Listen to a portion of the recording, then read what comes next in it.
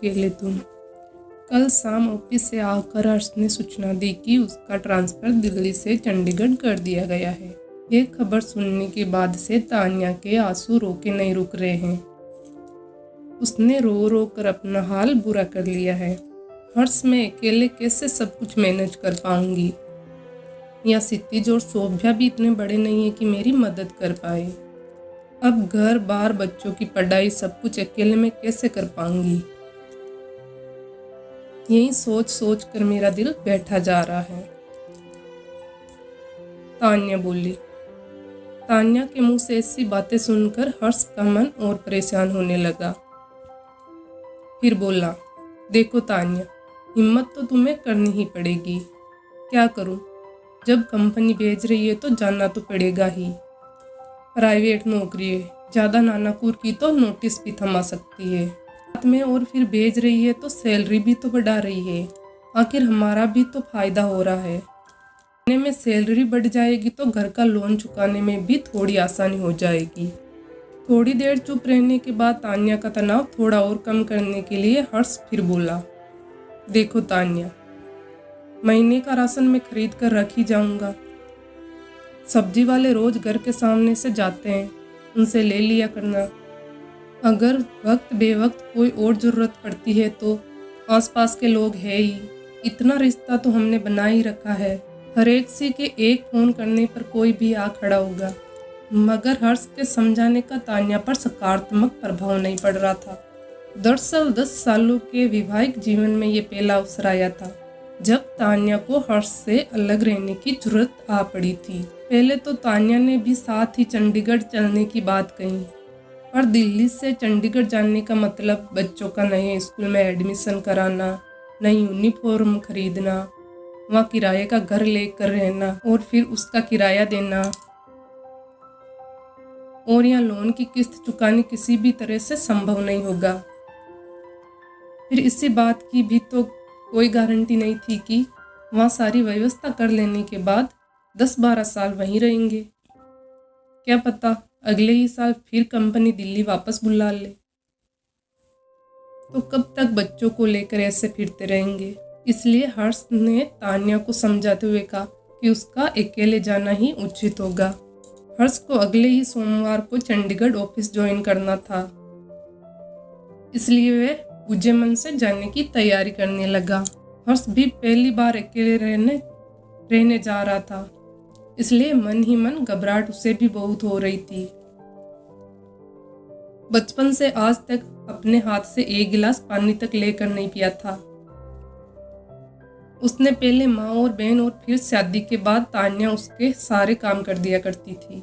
हर्ष मन ही मन सोचकर परेशान हो रहा था कि कैसे वे अपने कपड़े धोएगा, बेडशीट बदलेगा, कमरे की सफाई करेगा, खाना नाश्ता तो बाहर कर लेगा या टिफिन लगवा लेगा, पर कभी चाय पीने का मन हुआ या बीच में भूख लगी तो क्या करेगा? अगर तान्या और बच्चों की चिंता में वह अपनी परेशानी के बारे में कोई चर्चा नहीं कर पा रहा था, और न ही तान्या का ध्यान इस पर जा रहा था कि उसका पति उसके बिना अकेले कैसे रह पाएगा। इतवार की सुबह ही हर्ष की व्यवस्था बढ़ी हुई थी। अपने सामान की पैकिंग के साथ साथ वे इस बात का भी ख्याल रख रहा था कि उसके जाने के बाद घर में किसी चीज की कमी न रह जाए, जिसके लिए तान्या को बच्चों को लेकर बाजार के चक्कर लगाने पड़े। राशन, सब्जी, फल, मिठाई आदि एक एक चीज वे घर में लाकर रखता जा रहा था। शाम होते हुए तो तान्या का उतरा चेहरा देखकर उसका दिल ये सोचकर घबराने लगा कि कहीं उसके जाने के बाद तान्या की तबीयत न खराब हो जाए। तान्या, कुछ दिनों के लिए मम्मी को आने के लिए कहूँ क्या? तुम्हें देखकर मुझे चिंता हो रही है कि तुम अकेले रह पाओगी या नहीं। हर सोच तो मैं भी रही थी कि मम्मी जी आ जाती कुछ दिनों के लिए मेरे पास तो ठीक रहता, पर वहाँ भी तो रिंकी और पापा जी को परेशानी होगी। उनके बिना यही सोचकर मैंने कुछ कहा नहीं। हाँ वे तो है, फिर भी एक बार बात करके देखता हूँ। मम्मी से कहता हूँ कि 4-5 दिनों के लिए आ जाएं, फिर शनिवार को मैं आ ही जाऊँगा। आगे की आगे देखेंगे। हर्ष ने अपनी माँ से बात की तो बेटे बहू की समस्या सुनकर विचलित हो गई। बोली कि वह यहाँ की व्यवस्था समझाकर कल ही दिल्ली आ जाएगी। रिंकी और उसके पापा मिलकर 1 सप्ताह गुजार लेंगे किसी तरह। मम्मी जी आ जाएंगी। ये सुनकर तान्या ने राहत की सांस ली और फिर उसने हर्ष की बची तैयारी कराकर नम आंखों से दूसरे दिन से उसे चंडीगढ़ के लिए विदा कर दिया। बात नौकरी और जीवन यापन की थी, इसलिए न आने का कोई विकल्प नहीं था। पास पर सही मायने में मन ही मन बहुत परेशान था। एक तरफ तान्या और बच्चों की चिंता, तो दूसरी तरफ अपने बारे में सोच सोच कर परेशान हो रहा था कि बिना तान्या के कैसे रहेगा। 1 सप्ताह तक तो कंपनी गेस्ट हाउस में रहना था, तब तक तो खैर कोई समस्या नहीं होनी थी, पर इसी 1 सप्ताह में उसे अपने लिए किराए का घर लेकर रहने की पूरी व्यवस्था करनी होगी। 10 ये झंझट होने थे, उसमें घर खोजो, काम वाली खोजो, समय पर कपड़े धोकर प्रेस करने को दो। तान्या के होते ये सब काम इतने कठिन होते हैं। उसे कभी एहसास ही नहीं हुआ था अपने घर में, तो आज तक उसने कभी काम वाली से बात तक नहीं की थी। अब कैसे उससे बात करेगा? कौन से कपड़े गंदे हैं और कौन से साफ, इसका फर्क तक आज तक नहीं कर पाया था।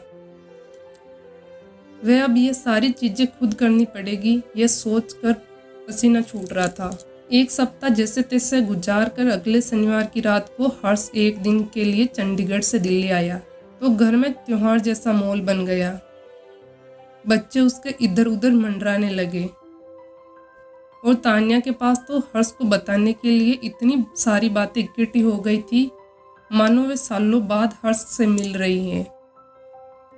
1 सप्ताह तक हर्ष के बिना उसने एक एक पल कैसे बिताया, इसका वर्णन खत्म होने का नाम ही नहीं ले रहा था। पर मम्मी जी की निगाह हर्ष के चेहरे पर अटक गई थी। बेटा तू 1 ही सप्ताह में कितना दुबला हो गया है, कहते हुए उनकी आंखें भर आई।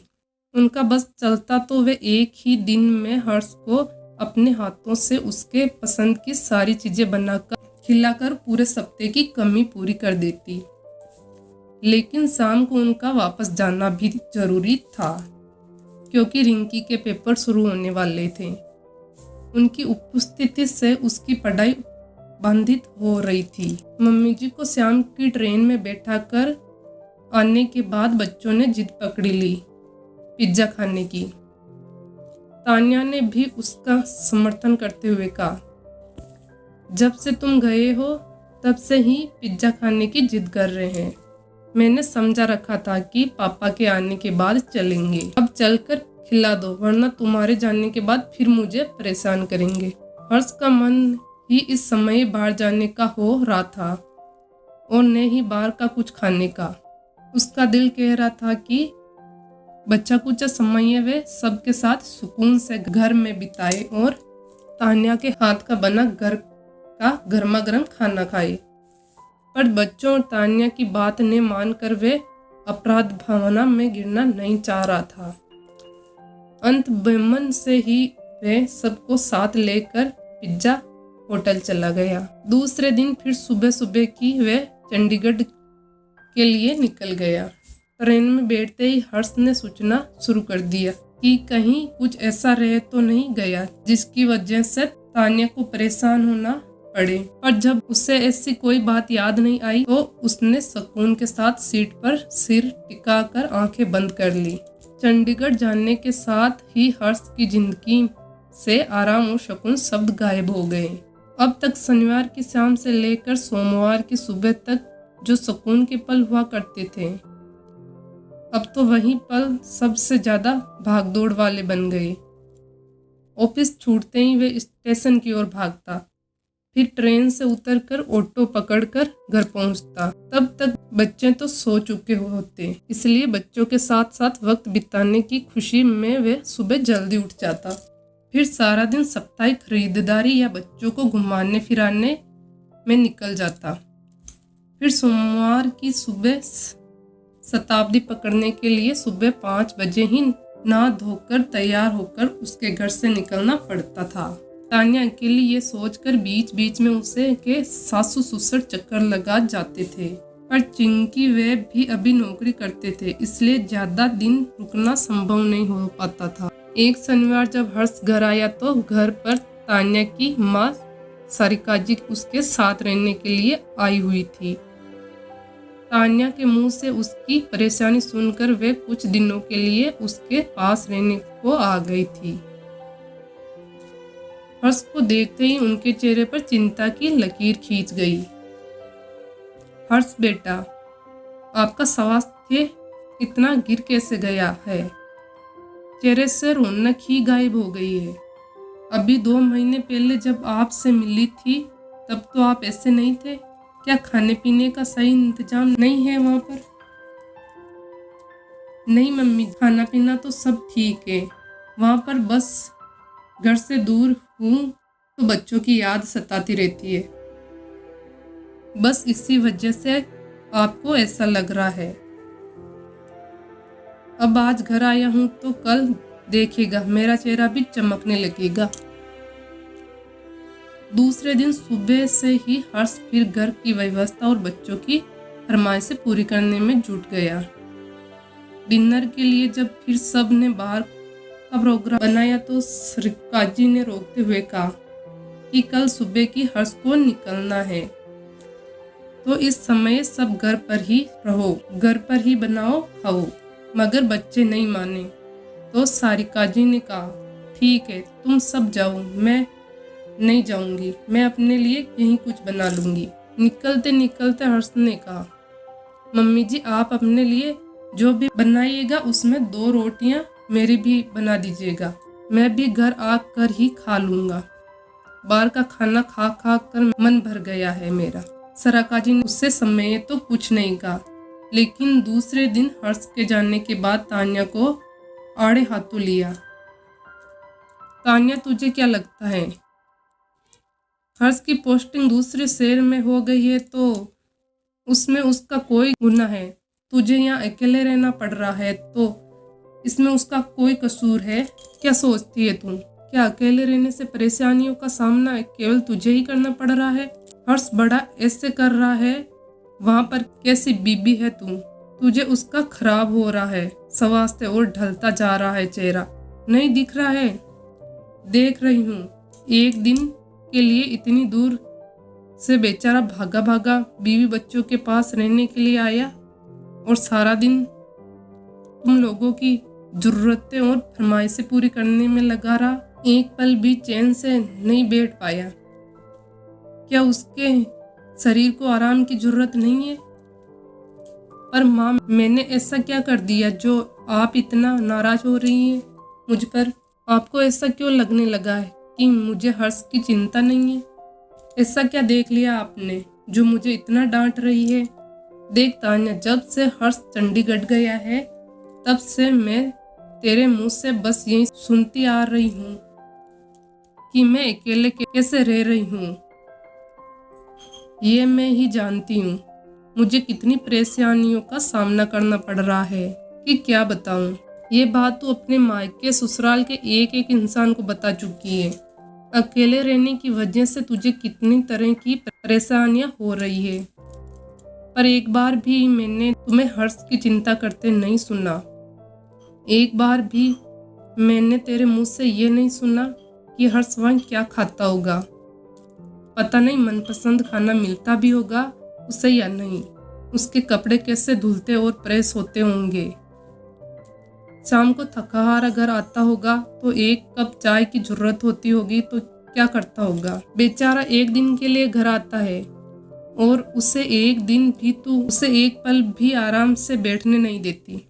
सारा दिन किसी न किसी काम के लिए दौड़ा ही रहती है।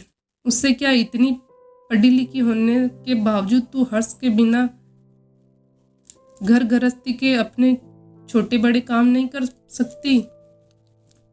माँ मैं कर तो लेती, पर आप तो देख ही रही हैं कि क्षितिज और शोभ्या इतने छोटे हैं कि इन्हें लेकर बाजार जाना खतरे से खाली नहीं है।